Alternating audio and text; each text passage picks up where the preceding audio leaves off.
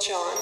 In the academic world, we don't pay any attention to that stuff. That's supernatural. We're only interested in natural. And meanwhile, the church is saying there is magic, but outside of the church, it is demonic. In the Catholic Catechism, it is demonic. So stay away from it. So you have two taboos that start hundreds of years ago, and they echo to the present day. You can see it very clearly in the academic world and in the religious world. Don't do it. Meanwhile, you have all of the people out there who, for one reason or another, are having experiences, typically not evoked by anything. People have experiences of telepathy and precognition and so on. It is affiliated with, in the public and the scientific and church's mind, no, this is part of magic. This is supernaturalism.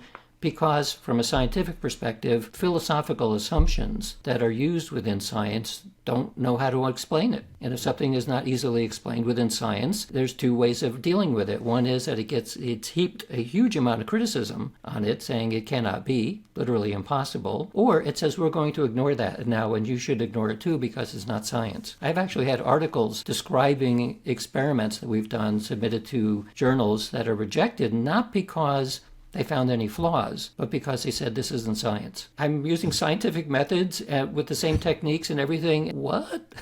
Well, yeah. That's where it comes from. It's considered not science. You have very strong taboos that have been sustained for a long time. Sociologists have called this the disenchantment of the world. The world became disenchanted. So partially from the push of science, and this was during the Enlightenment, roughly 1600s, 1700s. So the Enlightenment pushed magic farther and farther away. It kind of got really shoved into the Orthodox religion and stayed there and basically could not escape. But from the rest of the world became more and more secular, and civilization then grew under these assumptions, which is materialism. It's the idea that everything is made out of matter, it's all physical. This is why, even to the present day, most neuroscientists assume that consciousness is due to brain activity. It's equated. You are your brain. All of your experience is your brain. And that's the end of the story. Well, you can then see how somebody has a telepathic experience and they're picking up something about a friend who happens to be 1,000 miles away and turns out to be correct. Neuroscience doesn't know what to do with that. The history of